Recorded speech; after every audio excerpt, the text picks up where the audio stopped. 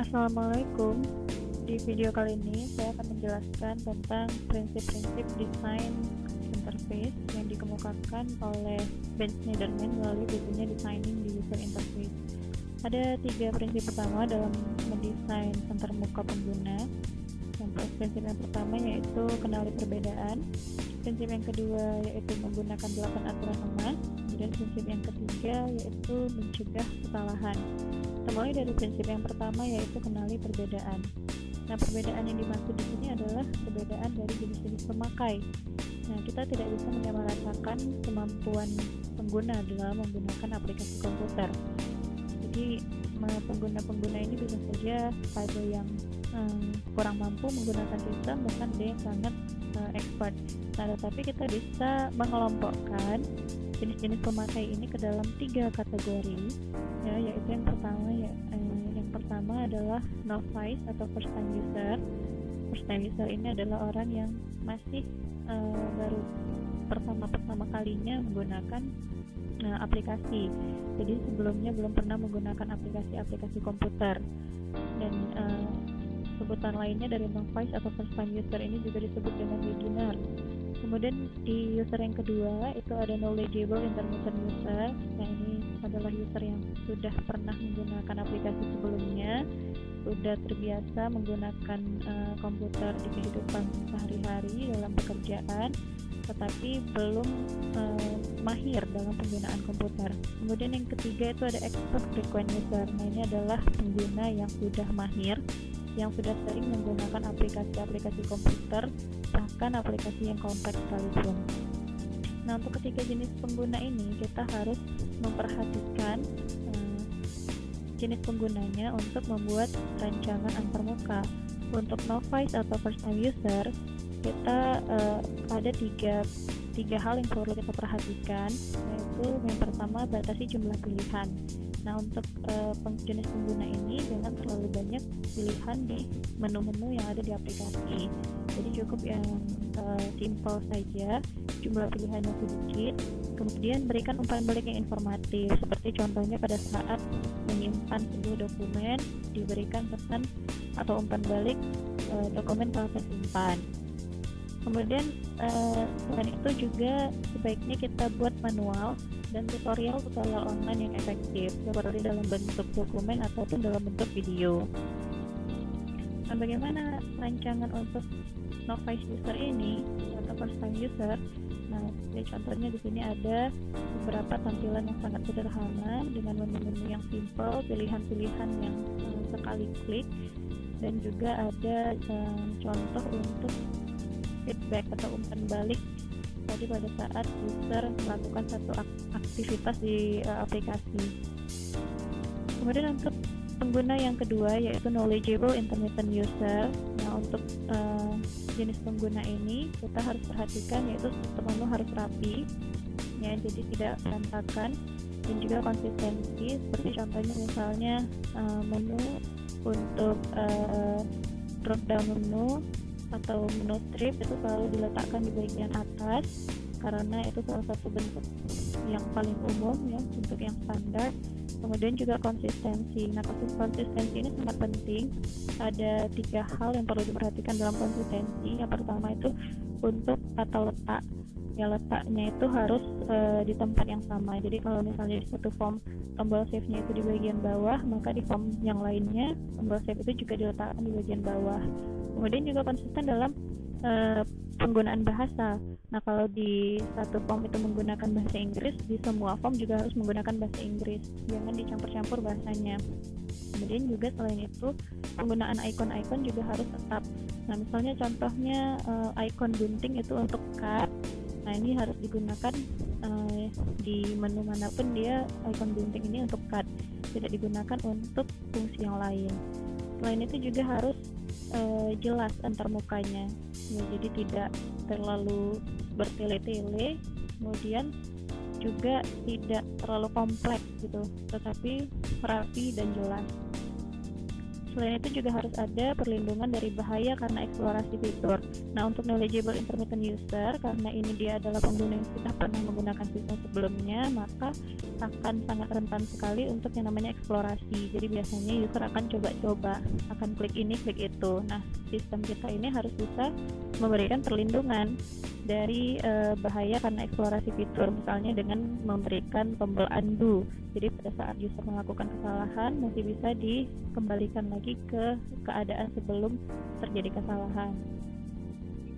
Nah, contoh aplikasi yang cocok untuk knowledgeable intermittent user itu adalah aplikasi Office, ya, Word, Excel, PowerPoint. Nah, ini adalah salah satu aplikasi yang bisa digunakan untuk knowledgeable intermittent user dengan menu-menunya yang rapi, yang tetap, ya, menggunakan menu yang ada di bagian atas, kemudian juga penggunaan bahasa, fitur-fitur yang sama dan konsisten. Lalu pengguna yang ketiga itu ada expert frequent user. Nah, jenis pengguna ini adalah pengguna yang sudah terbiasa menggunakan komputer dan ciri-cirinya itu ingin pekerjaan cepat selesai. Nah, untuk pengguna seperti ini kita bisa menyediakan tampilan antarmuka yang lengkap, menu-menu yang lengkap, tetapi juga dilengkapi dengan shortcut agar pengguna bisa dengan cepat menggunakan sistem tersebut. Jadi dia tidak suka bertele-tele, dia suka bisa aplikasi ini dilengkapi dengan shortcut dan juga sudah terbiasa menggunakan singkatan, ya, jadi nggak perlu harus kita buat terperinci, ya, jadi pakai singkatan juga sudah bisa. Nah, contohnya misalnya penggunaan Photoshop, Corel Draw dan sebagainya. Lalu untuk prinsip yang kedua yaitu gunakan 8 aturan emas. Nah, 8 aturan emas ini terdiri dari yang pertama itu adalah konsisten, kemudian shortcut, umpan balik informatif, memberikan penutupan, pencegahan kesalahan, memungkinkan pembalikan aksi, kemudian mendukung pusat kendali internal dan juga mengurangi beban ingatan jangka pendek. Ini akan kita bahas satu persatu. Untuk yang pertama, berusaha untuk konsisten. Nah, tadi saya sudah jelaskan juga di prinsip yang pertama, ya, untuk knowledgeable intermittent user berusaha untuk konsisten. Jadi dalam penggunaan bahasa, letak dan juga ikon-ikon itu harus sama. Jadi jangan berubah-ubah dan jangan ada inkonsistensi di dalam membuat desain. Untuk aturan emas yang kedua yaitu memungkinkan frequent user menggunakan shortcut. Nah, ini seperti yang di expert tadi, expert frequent user, jadi sudah harus disediakan shortcut juga agar supaya untuk jenis pengguna expert frequent user ini bisa juga menikmati menggunakan aplikasi Photoshop, yaitu ada beberapa shortcut yang bisa kita pakai yang memudahkan expert user.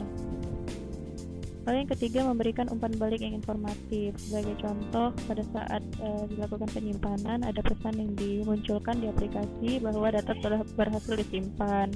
Yang keempat yaitu merancang dialog yang memberikan penutupan atau keadaan akhir. Nah, seperti misalnya pada saat memberikan pesan message box pada user untuk format hard disk. Nah, ini ada dua keadaan, ya, now or later. Jadi bisa dilakukan sekarang atau nanti. Jadi kedua keadaan ini ada akhirnya, ada keputusannya gitu, tidak gantung. Lalu yang kelima, memberikan pencegahan kesalahan dan penanganan kesalahan yang sederhana. Sebagai contoh misalnya untuk mencegah kesalahan pada saat user mau menghapus satu file, kita tanya dulu gitu, apakah yakin akan menghapus file ini? Nah, jika user sudah memberikan keputusan ya, maka baru file tersebut dihapus. Kalau enggak, maka tidak dihapus. Nah, ini sebagai pencegahan kesalahan, mana tahu user yang salah klik, ya, jadi diberi peringatan dulu sebelum dilakukan satu tindakan. Yang keenam, memungkinkan pembalikan aksi yang mudah. Sebagai contohnya itu ada tombol undo, redo. Jadi sehingga pada saat user melakukan kesalahan dia bisa membalikkan aksi dengan mudah. Yang ketujuh, mendukung pusat kendali internal. Nah, di sini ada beberapa pengaturan yang bisa dilakukan oleh user sendiri, seperti misalnya pengaturan profil, mengganti password dan sebagainya. Yang terakhir, mengurangi beban ingatan jangka pendek. Nah, di sini sebagai contoh, pada saat kita melakukan pembelian di website e-commerce, maka langkah-langkah yang dilakukan itu dengan mudah, memasukkan barang ke keranjang lalu kemudian langsung bisa check out. Jadi tidak terlalu panjang langkah-langkah yang perlu dilakukan pada saat menjalankan satu aplikasi ataupun satu prosedur. Di prinsip yang ketiga yaitu cegah kesalahan. Di sini ada beberapa hal yang perlu diperhatikan untuk pencegahan kesalahan. Yang pertama, membetulkan pasangan yang bersesuaian, seperti menempatkan tanda pembuka dan penutup dalam suatu aksi. Login dan logout, nah ini harus diletakkan di tempat yang sama. Jadi misalnya ada login di sudut kanan atas, maka logoutnya juga diletakkan di tempat yang sama sehingga dia berpasangan dan sesuai. Lalu yang berikutnya, melengkapi urutan aksi. Nah, untuk aksi-aksi yang bergantung pada aksi lain, ini harus dilakukan secara otomatis. Misalnya pada saat mau menghapus sebuah akun, akun kas, nah ini harus dilakukan dulu penghapusan untuk transaksi yang sudah terjadi. Kalau tidak bisa menghapus akun yang sudah dibuat. Itu adalah melengkapi urutan aksi. Ya, sebagai contoh lain, misalnya pada saat mau membuat invoice harus bikin shipment dulu atau pengiriman. Nah, ini diletakkan di tombolnya yang bersamaan sehingga user tidak kesulitan dalam mencari fitur atau aktivitas yang berpasangan.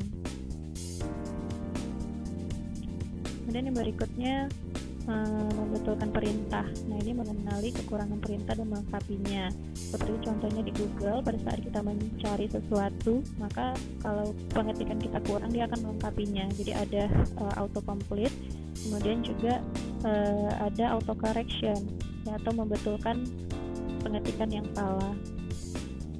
Nah, selain itu juga bisa digantikan daripada mengetik, lebih baik memilih. Misalnya seperti untuk tanggal lahir, agar sama formatnya lebih baik dibuat dalam bentuk format tanggal, bulan, tahun yang sesuai, sehingga user tinggal memilih, tidak mengetikkan dan memperkecil kemungkinan salah dalam pengetikan. Ini contoh untuk auto completion dan autocorrect di pencarian Google. Oke, sekian penjelasan dari saya mengenai prinsip-prinsip desain. Semoga bermanfaat. Wassalamualaikum warahmatullahi wabarakatuh.